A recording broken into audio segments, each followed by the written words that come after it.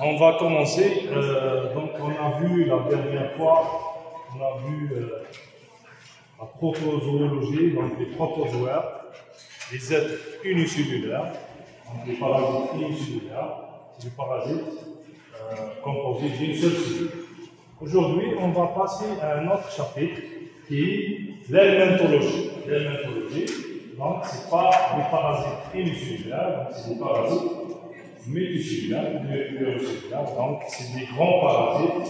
Il y a même des parasites qu'on voit à l'œil nu. Donc, c'est le cas. On va commencer par une petite définition donc, de la discipline d'helminthologie. Donc, c'est quoi l'helminthologie? L'helminthologie, c'est la discipline qui permet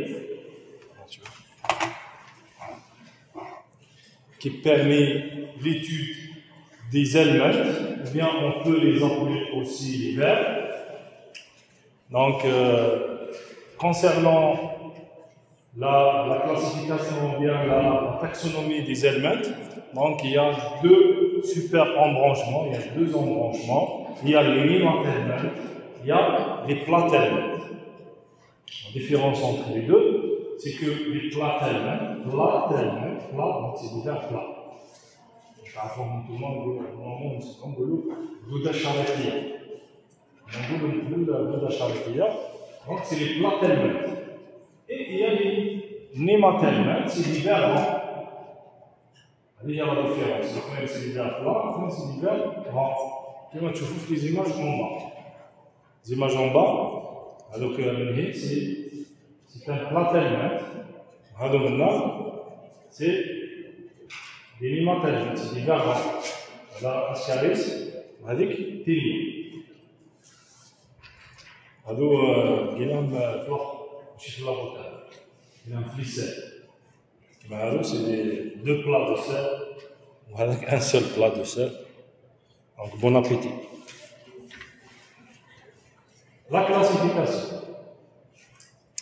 La classification des helminths. Donc, comme je vous avais dit, il y a des plathelminths et il y a des némathelminths. La différence entre les deux, c'est des vers ronds, c'est des vers plats. Dans les plathelminths, on retrouve deux classes. Il y a la classe des cystodes et il y a la classe des trématodes. La différence entre les deux classes, c'est que les cystodes sont à corps segmenté. Le corps terminé est segmenté. Alors que le trématode, le corps terminé n'est pas segmenté, il est entier. À l'intérieur de la classe des cystodes, on retrouve des cystodes qui parasitent l'homme à l'état adulte, et il y a des cystodes qui parasitent l'homme à l'état larvaire. Donc, à l'état adulte, ça veut dire l'autre définitif, c'est l'homme. Alors que, à l'état larvaire, normalement, l'adulte se retrouve chez les animaux, mais chez l'homme, on retrouve des larves. L'état larvaire, donc, l'autre définitif, c'est pas l'homme, c'est un autre animal. Pour les trématodes, il y a deux classes, deux sous-classes de trématodes. Il y a les trématodes hermaphrodites, donc il n'y a pas de séparation sexuelle, on ne retrouve pas de mâle et de femelle, on trouve juste le parasite hermaphrodite, c'est la classe des loups. Et il y a les trématodes à sexe séparé, ça veut dire qu'on retrouve le parasite mâle et le parasite femelle. Donc là, il s'agit bien de schistologie. Alors, la classification en général. Donc, c'est pourquoi on a fait une petite introduction sur l'helminthologie. C'est pour classer à peu près les parasites, les helminths dans votre tête. Donc, c'est ça la classification en général. Donc, on commence par les caractères généraux des nématodes. Donc, comme je vous avais dit, c'est des vers ronds, cylindriques, allongés, comme vous voyez dans les images.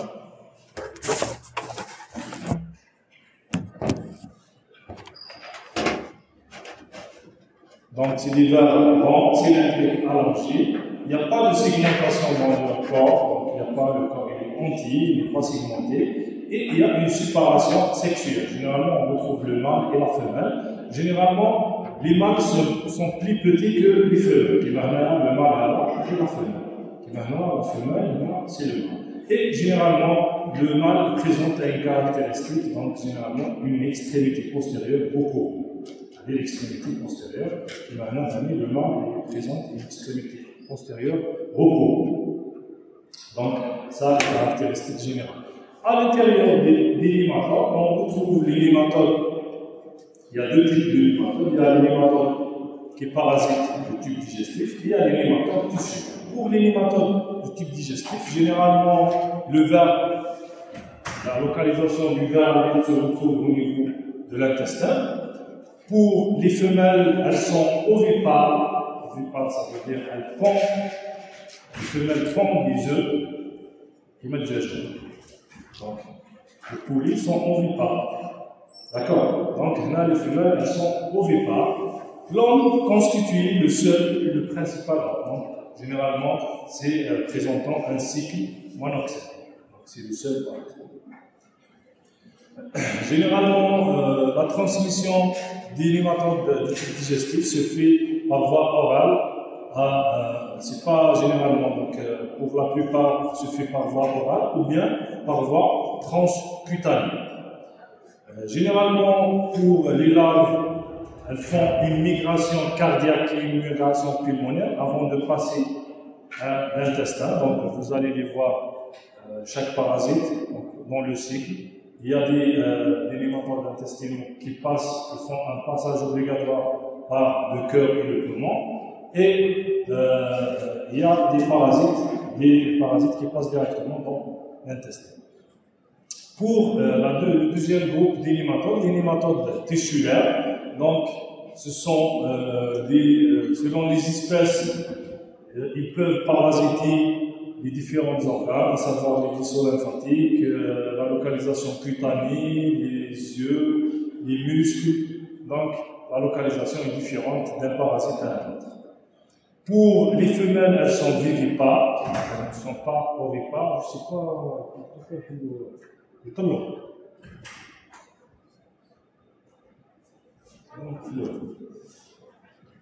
Alors, l'homme, généralement, c'est le seul hôte définitif du ver. Les filaires, elles sont pour les nématodes tissulaires. On retrouve des filaires qui sont transmis généralement par la piqûre d'un insecte vecteur.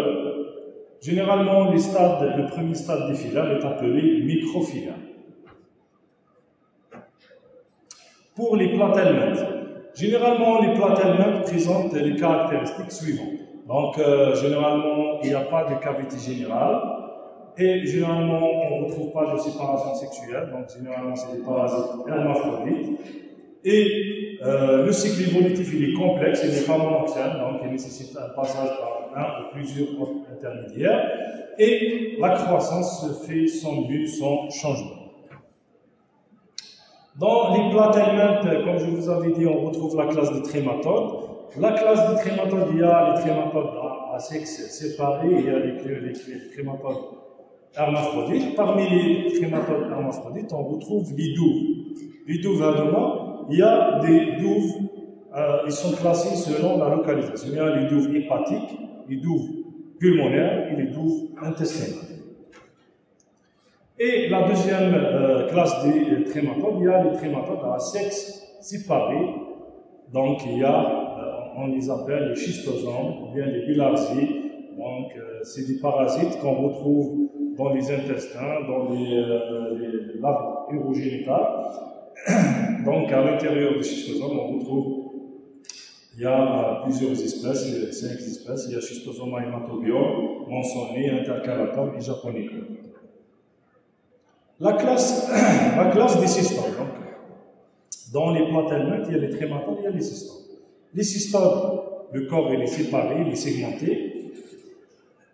Généralement, la localisation des cystodes est une localisation intestinale. L'adulte de cystode est composé de 3 parties. Il y a la tête, il y a le cou, il y a les strobiles ou bien les amants. Donc, elle est la tête, il y a le cou, les strobiles ou bien les amants. Donc, généralement, les ténias, on peut les appeler aussi les ténias, ils sont hermaphrodites. Il n'y a pas de séparation sexuelle.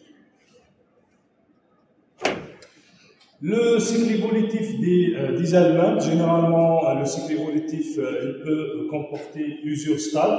Donc, il commence par une larve, ou bien plusieurs stades larvaires, jusqu'au stade adulte. Donc, il commence par une petite larve, puis cette larve va augmenter de taille et elle va devenir adulte, selon les espèces. Généralement, pour les aliments monoxènes qui ne nécessitent pas plusieurs hôtes intermédiaires, donc là, c'est un cycle direct, l'exemple de l'Ascaris lombricoides, qui nécessite un passage par un seul hôte qui est l'homme. Il y a des aliments hétéroxènes qui nécessitent un passage par plusieurs hôtes intermédiaires. Donc là, par exemple, les schistosomes qui nécessitent un passage par deux hôtes intermédiaires. La reproduction des aliments. Généralement, le plus grand volume du corps des aliments est occupé par des organes reproducteurs. Pourquoi? Pour assurer la survie des aliments. Donc, ils font généralement le corps est fait par un grand appareil reproducteur, donc ce qui donne une énorme fertilité. Généralement, parmi les mécanismes qui permettent aux aliments donc la dissémination, les aliments à l'eau, parce que pour avoir plus de chances de survie, d'être vivant, donc il faut y avoir une reproduction permanente pour avoir des générations importantes, parce que la plupart de cette génération va disparaître, va mourir, mais une seule petite quantité va aboutir à son mort, ou bien va continuer le cycle.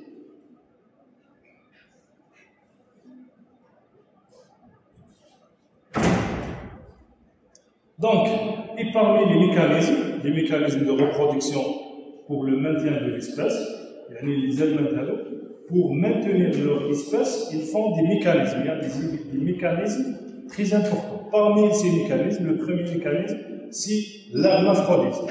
L'hermaphrodisme, ça veut dire qu'il y a une juxtaposition des organes reproducteurs des deux sexes chez le même individu. Donc, ça veut dire qu'il y a une reproduction permanente. D'accord?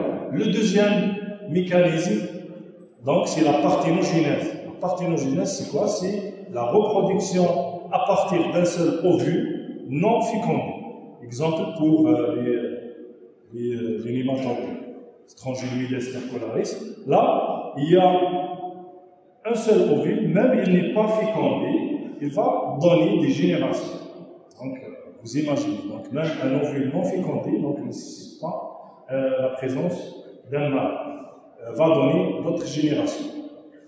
Troisième mécanisme, la prolifération ovulaire. Donc, il y a une ponte d'un grand nombre d'œufs. Exemple pour l'Ascaris lombricoides, elle pond 200 000 œufs par jour. Vous imaginez 200 000 œufs par jour. Donc 200 000 par jour, c'est un chiffre énorme. C'est un chiffre énorme, donc il y aura certainement une chance de rattraper un autre. Le quatrième mécanisme, c'est l'attachement du mâle à la femelle. Donc, l'exemple des schistosomes, généralement, la femelle va composer un canal gynécophore, là où vient s'installer le mâle, et il y aura une reproduction aussi permanente. Le cinquième mécanisme, c'est la polyembryonie. C'est quoi la polyembryonie? C'est le développement d'un grand nombre d'adultes à partir d'un seul œuf. Donc, avec des fonctions exponentielles. Là, un seul œuf va donner des générations et des générations. Donc, vous imaginez la reproduction aussi. L'épidémiologie des aliments. Généralement, les aliments sont de répartition, pour la plupart, ils sont mondiales, cosmopolites, mais il y a certains aliments de localisation spéciale. Pour les aliments, ce sont des endoparasites, donc le développement se fait généralement à l'intérieur du corps humain. Il y a des localisations intestinales, par par exemple des ascaris et des ankylostomes. Il y a des localisations musculaires, par exemple des trichinelles. Il y a des localisations cutanées, en cancer, vasculaires, schistosomes, ou bien lymphatiques, comme des fibres. La transmission, la voie de transmission des aliments, donc il y a le mode de transmission, la voie orogénitale, fico-orale, là c'est pas orogénitale, fico-orale, par exemple des ascaris, des oxyures. La consommation de la viande crue, là aussi bien insuffisamment cuite, par exemple les tinea sodium, tinea saginata, ou bien l'ingestion du parasite dans les crudités. Donc, à savoir les poissons, les crabes, les végétations aquatiques, exemple les douves. Ou bien la contamination par la consommation de l'eau contaminée par un autre intermédiaire, exemple le cyclops, donc le chaboulement qui contient le cyclops, c'est le cas de Dracunculus. Et il y a les formes, les aliments qui pénètrent activement la peau. C'est le cas des ankylostomes et des angulus. Donc le parasite il pénètre activement la peau saine, donc même s'il n'y a pas de plaie, et il va pénétrer. Ou bien la contamination vectorielle, donc par un insecte, par la piqûre d'un insecte vecteur, c'est le cas des filets. Le diagnostic des aliments. Le diagnostic des aliments. Généralement, le diagnostic des aliments se fait par plusieurs techniques. La première technique, c'est l'identification macroscopique, ça veut dire à l'œil nu. À l'œil nu, on peut découvrir directement les adultes de Tinea saginata, ça veut dire, t'as de médecin, physique, un malade, il vous ramène des anneaux de Tinea dans une boîte et vous dit voilà qu'est-ce que je retrouve dans mes selles. Donc, vous voyez les anneaux, donc vous faites l'identification macroscopique. Donc, il s'agit bien de Tinea. Il s'agit de Tinea, c'est confirmé. On fait le diagnostic macroscopique ou bien il vous ramène des vers d'ascaris directement. Il y a l'identification par des techniques microscopiques. Donc, c'est l'identification, la recherche des œufs, les œufs dans les selles, en faisant un examen parasitologique des selles, les œufs au niveau des selles, ou bien on peut retrouver les larves au niveau des selles. Il y a dans certaines situations, on peut retrouver les œufs dans les urines, c'est le cas de Schistosoma hematorium. Dans certains cas, on peut retrouver les œufs dans des biopsies rectales, c'est le cas de Schistosoma intercalatum. Aussi, on peut retrouver les œufs dans des prélèvements périanaux, c'est le cas des oxyures. Il faut les oxyures. D'où d'ailleurs, c'est une douleur, ça a fort. Que nous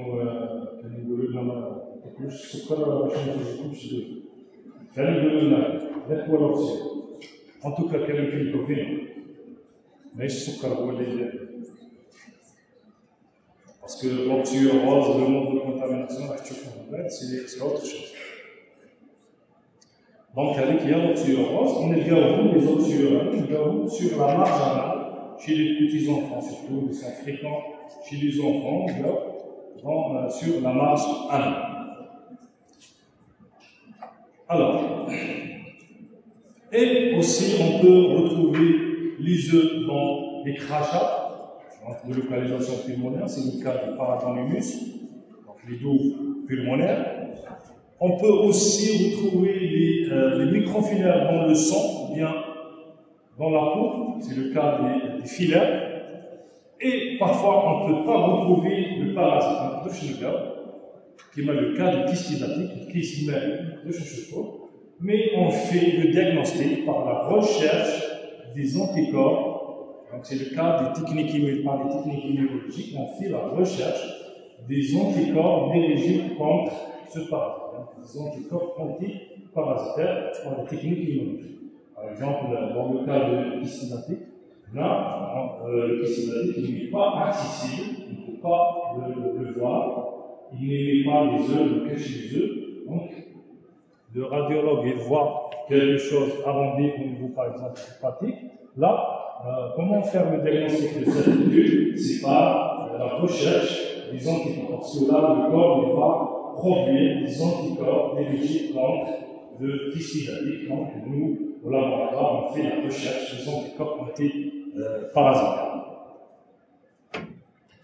On commence par les cystodes qui parasitent l'homme à l'état adulte.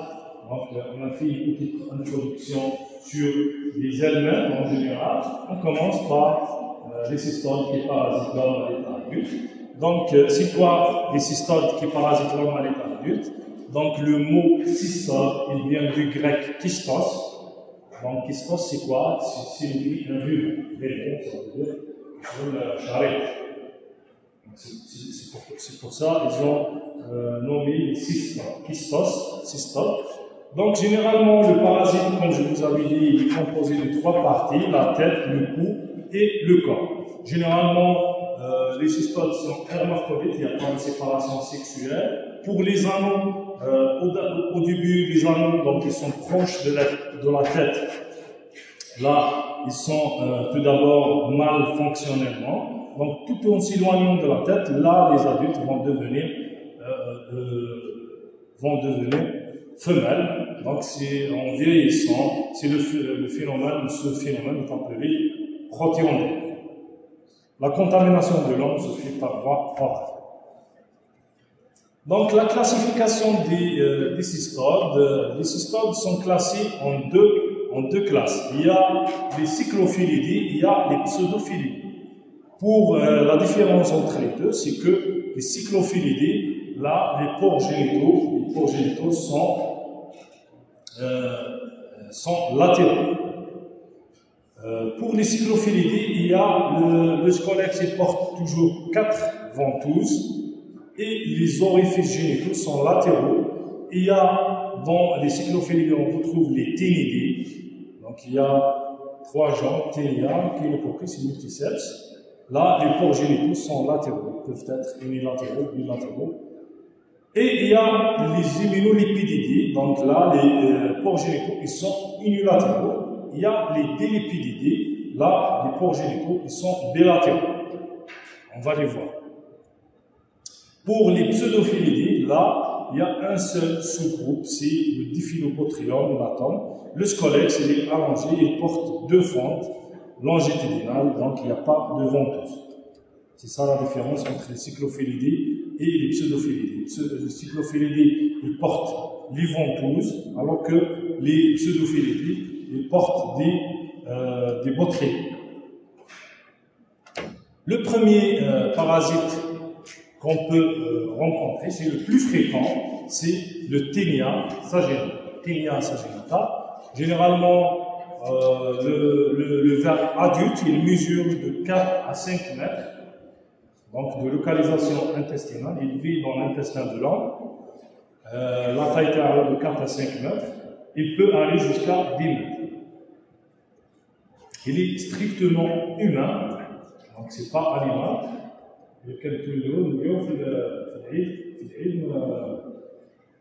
Les intestins thermiques, nous avons 2 dacharités. Je ne sais pas si vous avez remarqué ça. Donc, c'est à peu près les ténias, qui mettent ténia saginata, mais c'est des ténidae animaux, ce n'est pas des ténias humains. Ce n'est pas le Taenia saginata. Là, le Taenia saginata, il est strictement humain. Le Taenia saginata, il est strictement humain. Donc, c'est un ver solitaire. Un ver solitaire, c'est quoi un ver solitaire? Il y a un seul blanc, il est touché par un seul parasite. Les intestins, il y a un seul ver, il y a les vers bizarres. Taenia saginata, les parasites, mais là, il est solitaire.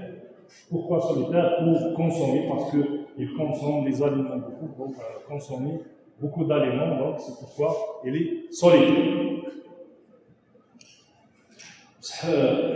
Il fait une solitaire. Par exemple, un adulte, un homme, les intestins كاين تيلا ساجيناتال un adulte. والهوم هذاك يزيد يتكونتامينا بارابور هو يزيد ياكل يزيد يتكونتامينا. وعلاه يعطاكيه على الاخر انا الغابه على تويكيك الماء هذاك الجديد. Non, parce que les parasites, généralement, ils ne bougent pas beaucoup. T'imagines un bouche, le film, j'ai l'attaqué, non. Alors que les films, c'est vrai. Les films, ils ont imaginé à partir de ces parasites, ils ont fait les différents insectes, les extraterrestres, c'est à partir de ces formes. Mais qui fait avec les parasites de la solitaire.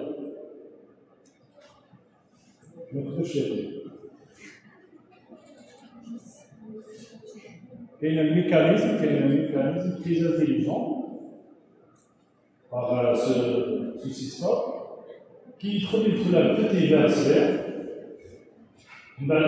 Il fixe les intestins. Quand il se fixe sur les intestins, il y aura une immunité contre le ver extérieur. Et le corps humain va fabriquer des anticorps contre le petit ver. Le ver il existe. Il y a le ver cuir. C'est le corps qui a fabriqué des anticorps contre le petit ver. D'accord? Quand il y aura une réinfestation, le petit ver avec le chérich, directement l'immunité va attaquer le petit ver et va descendre. D'accord? C'est pourquoi c'est un ver solide. Le scolex de Tinea saginata, il est piriforme, comme vous voyez dans cette image.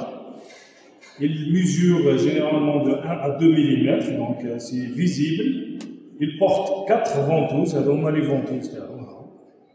Donc c'est des organes de fixation. Les ventouses, ils permettent aux parasites de se fixer sur les intestins.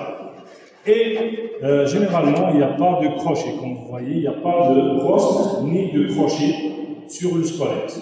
Le cou, il est rétréci, donc c'est un petit cou, et les strobiles, ou bien les anneaux, comme vous voyez là, les anneaux. Donc un adulte mature, il contient plus de 2000 anneaux. Ces anneaux sont généralement plus longs que larges, tout en s'éloignant du coude ou bien de la tête. Les pores génitaux sont latéraux. Les pores génitaux, ils sont latéraux, ils sont irrégulièrement alternés. Ça veut dire qu'il y a un port génital à gauche, ensuite à droite, ensuite à droite, à gauche. Ils ne sont pas réguliers. À gauche, à droite. Donc ils ne sont pas réguliers. Ils sont irrégulièrement alternés. L'utérus, donc on a les anneaux. L'utérus de Tinea saginata, il est très ramifié. Il est très ramifié, comme vous voyez. Donc, vous voyez, là, l'utérus. On a le port génital. Là, l'utérus, il est très ramifié. Il présente de 15 à 30 ramifications dichotomiques. D'accord? Le cycle évolutif de Tinea saginata. Généralement, le Tinea saginata, il vit dans l'intestin de l'homme. Là, voilà le Tinea. Il vit dans l'intestin, il se fixe sur l'intestin de l'homme. Donc, les anneaux, les gras de la tête, ils ne sont pas matures. Tout en s'éloignant de la tête, là, les anneaux vont devenir matures. Donc, ils vont quitter activement le corps humain. Ils seront éliminés dans le milieu extérieur avec des selles. Ou bien, ils quittent activement le corps humain. On les retrouve dans les sous-vêtements du patient. Parfois, il vient chez vous, le patient, et vous dit, voilà, qu'est-ce que je retrouve dans mes sous-vêtements. Il vous ramène des anneaux blanchâtres de Tinea saginata. Il les retrouve dans les sous-vêtements parce que les anneaux de Tinea saginata, ils quittent activement le corps humain. Et toujours activement. Ils bougent parce qu'ils possèdent une musculature, donc ils bougent, ils quittent le corps humain.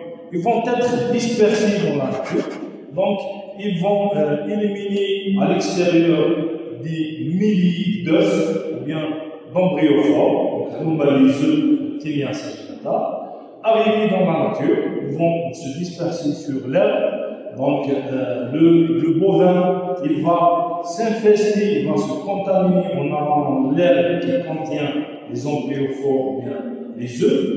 Arrivé au niveau de l'intestin, l'embryophore va libérer un embryon hexagonal qui va pénétrer les intestins de l'animal.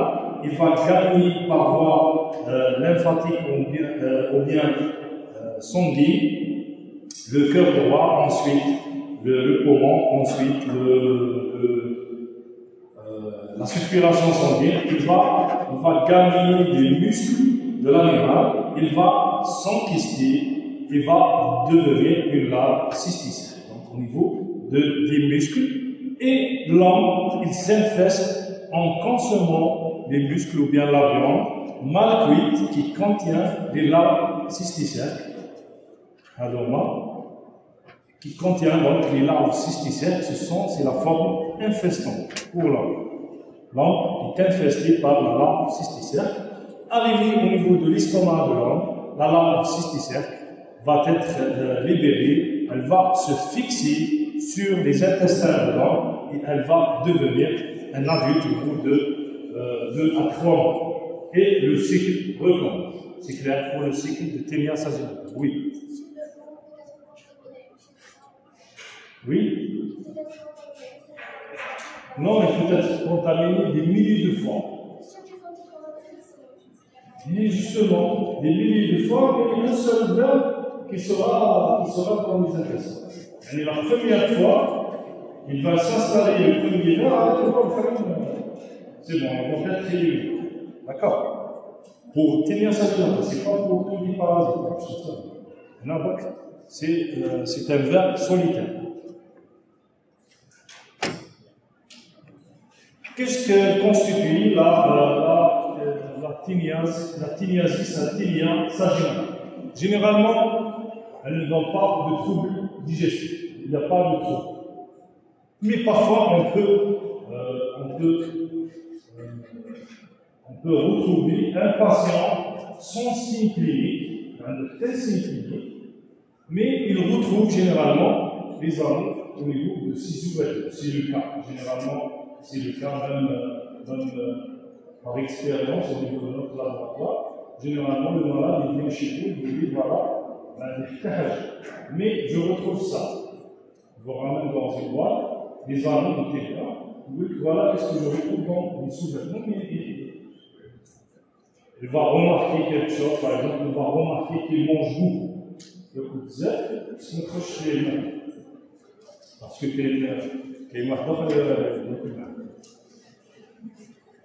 parfois, on peut retrouver quelques troubles gastro-intestinaux. Ou bien boulimie. La boulimie, il y a plus de zèle. Ou bien parfois une anorexie. Parfois aussi, on peut retrouver il ne faut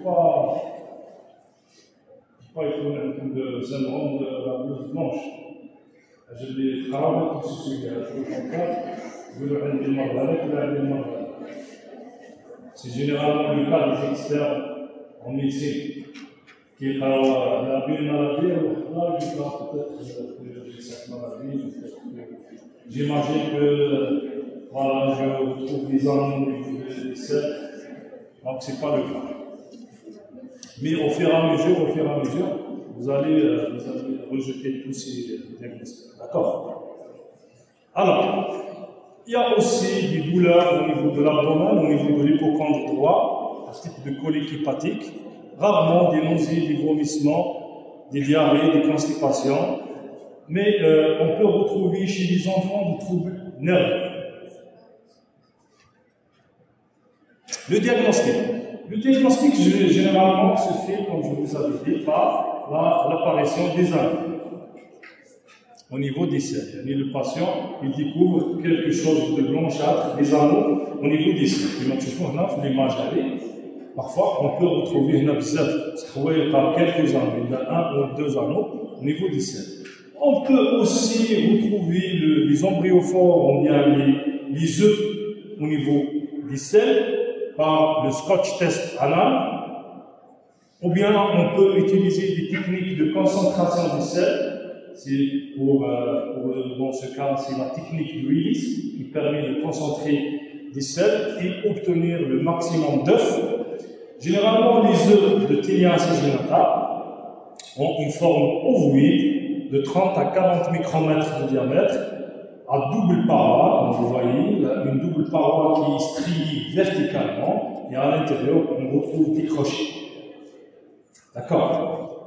Généralement, le diagnostic d'espèce se fait par l'observation des anneaux à la loupe, les cheveux à la loupe, et on va retrouver les anneaux qui sont les pores génitaux qui sont irrégulièrement altérés. Ça veut dire qu'on retrouve les anneaux, les pores génitaux à droite à gauche qui sont irrégulièrement altérés.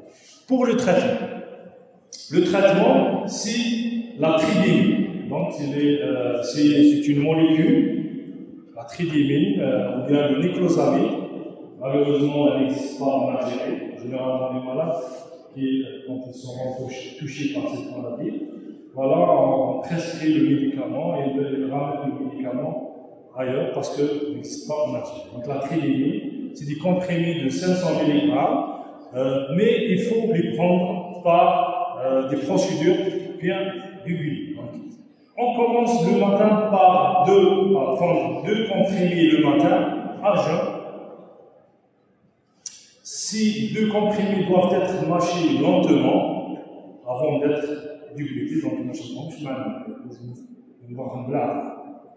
ensuite, le malade doit rester à jeun pendant 1 heure. Ensuite, il va prendre 2 autres comprimés. Après 3 heures, généralement, 3 heures de jeûne, donc le malade doit rester à jeûne 3 heures, donc au total 4 heures de jeûne. Donc 3 heures de jeûne, donc après 3 heures, le malade il va éliminer le parasite antique parce que cette molécule, elle va paralyser le scolex de Tinea. Le scolex avec les tuiles paralysé, il va lâcher, il va être éliminé avec les selles. La prophylaxie. La prophylaxie collective, donc c'est difficile de faire une prophylaxie collective. Pourquoi? Parce que c'est difficile de contrôler la viande.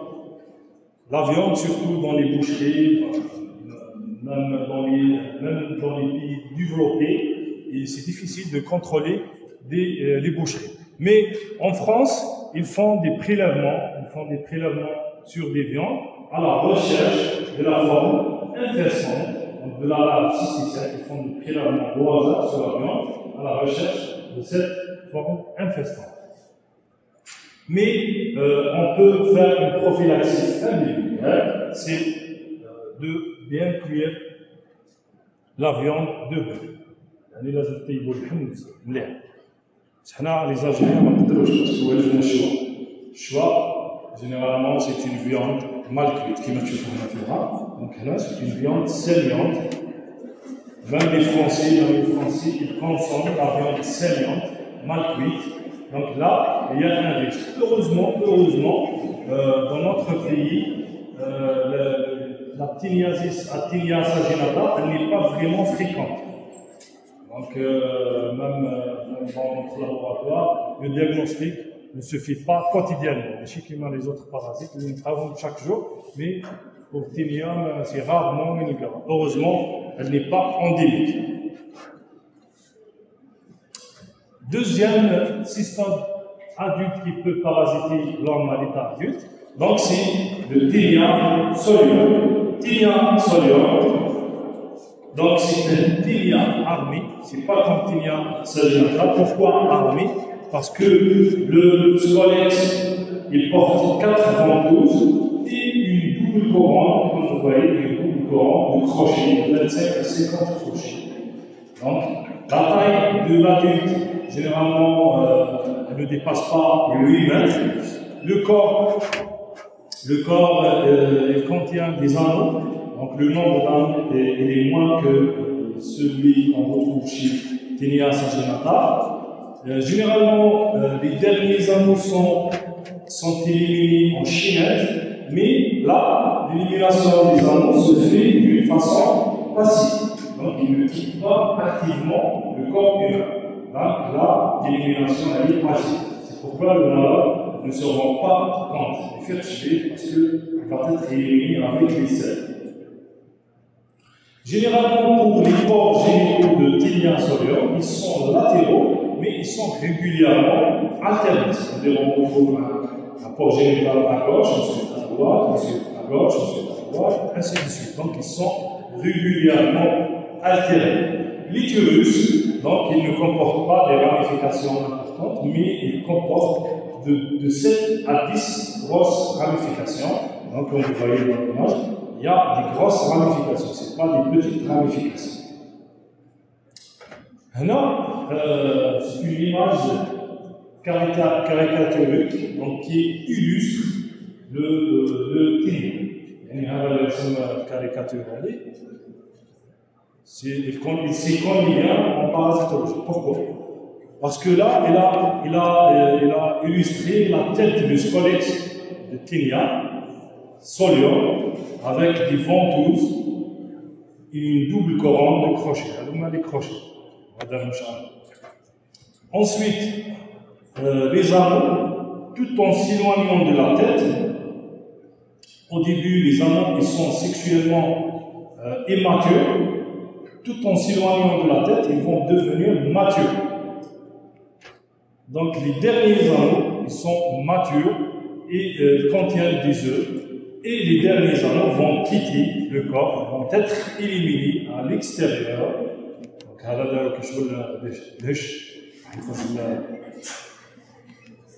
l'extérieur. Donc, les derniers anneaux, ils sont matures et vont être éliminés à l'extérieur.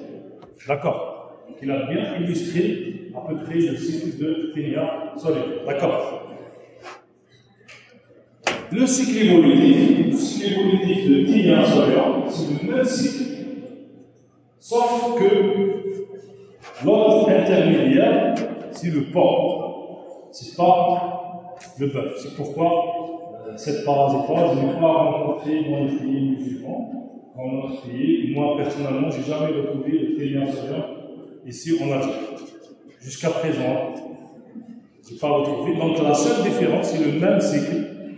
La seule différence, c'est dans l'ordre intermédiaire. Donc pour Tinea solium, c'est le porc, alors que pour Tinea saginata, c'est le bœuf. Les signes cliniques, généralement, c'est les mêmes signes cliniques. Donc, on peut retrouver une bulimie ou bien une anorexie, des douleurs abdominales, des troubles neurologiques, surtout chez les enfants. Le diagnostic là, il est un peu difficile. Pourquoi? Parce que les anneaux, ils sont éliminés passivement. Ils ne quittent pas le corps activement et ils échappent à l'attention des malades. Les malades, les filles, Tinea saginata, il garde les anneaux au niveau du sous-vêtement.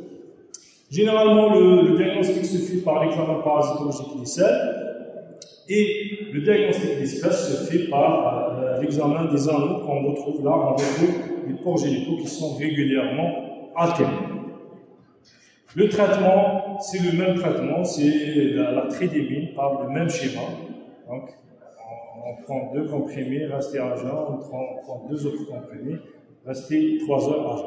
La prophylaxie collective, donc, repose sur le contrôle sanitaire de la viande du porc, surtout dans le pays industriel en développement. La prophylaxie individuelle, elle consiste à éviter de consommer la viande du porc, ou bien de bien cuire la viande du porc avant de la consommer.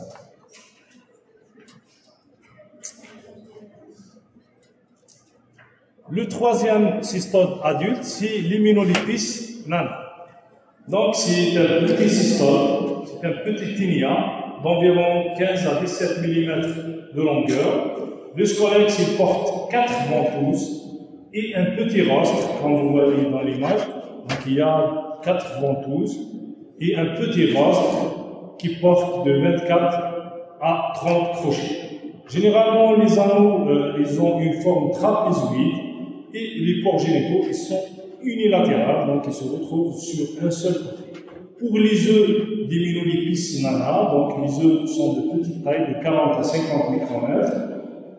Elle contient un embryon hexagonal et des mamelons de filaments qui constituent des filaments sur les deux pôles de l'œuf.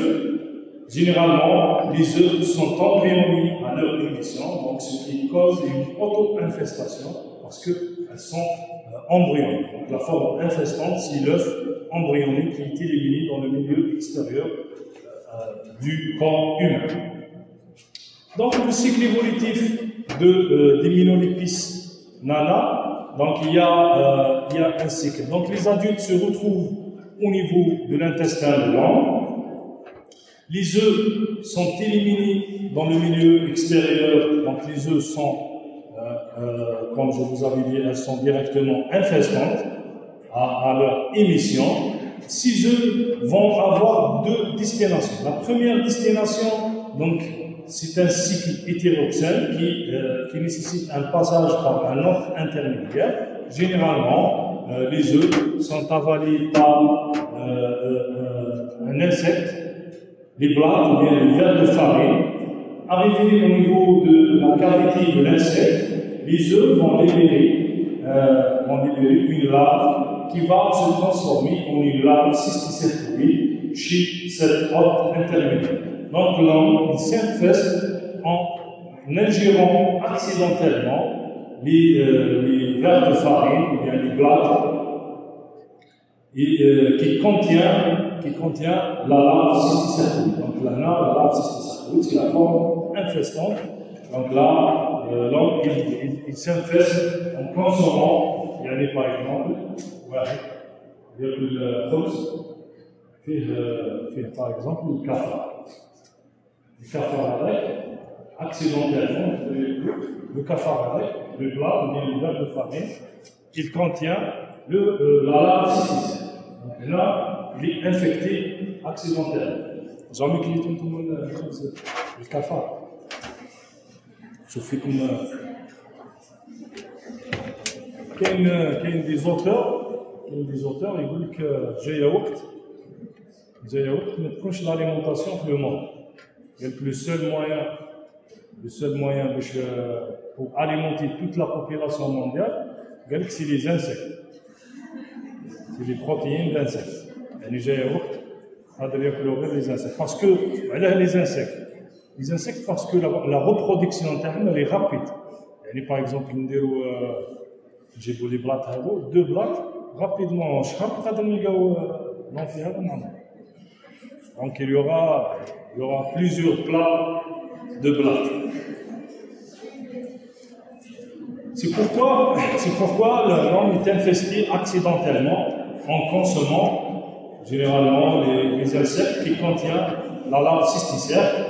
Arrivé au niveau de l'intestin de l'homme, la larve cysticère va se transformer en adulte au bout de 2 à 3 semaines. Il y a le cycle direct, le deuxième cycle direct. Généralement, l'œuf est ingéré directement par l'homme. C'est pourquoi l'auto-infestation, c'est pas le cycle indirect. Là, le cycle direct. Le cycle peut être direct ou bien indirect. Là, l'œuf, elle pénètre à l'intérieur du corps, elle va libérer une larve cysticircuit qui va pénétrer à l'intérieur des villosités intestinales, elle va se développer, elle va libérer une larve cysticircuit qui va se fixer sur les intestins et elle va devenir adulte au bout de 2 à 3 mois. Et le cycle recommence.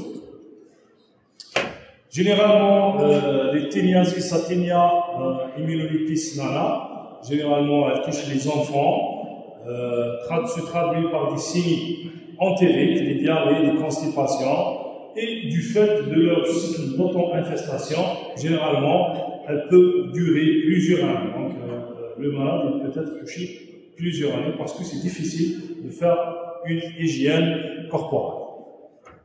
Le diagnostic se fait par la mise en évidence des œufs au niveau des selles, donc par l'examen direct ou après concentration des selles. Le traitement, généralement, c'est le même traitement, c'est la tridémine, par le même schéma, mais on doit faire un rappel, on doit prendre le traitement pendant 8 jours. 8 jours, pourquoi 8 jours?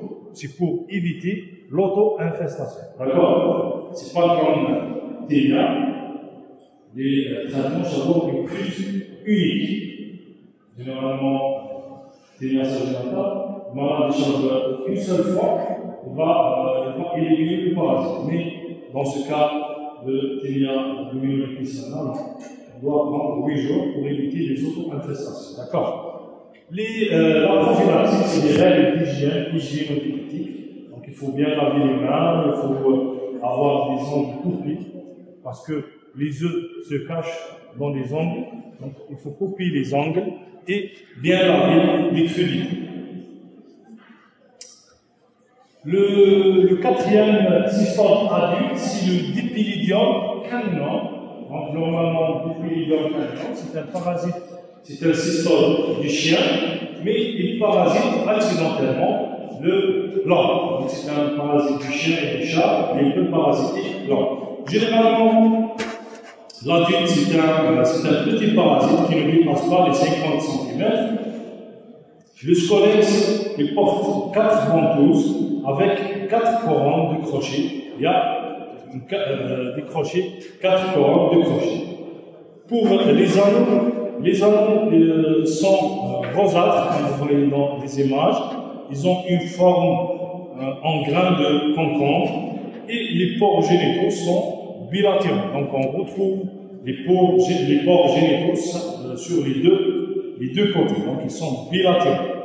Pour les œufs de Dipylidium caninum, ils sont éliminés en groupe. Donc, en groupe de 8 à 15. Et ils sont entourés d'une capsule ovifère. Vous voyez dans l'image, les œufs de Dipylidium caninum. Le cycle évolutif de Dipylidium caninum, c'est à peu près le même cycle. Donc généralement, les adultes se retrouvent dans l'intestin du chien. Les œufs sont éliminés dans le milieu extérieur. Ils sont avalés par des larves de puces. Il faut les puces. Les puces de chien.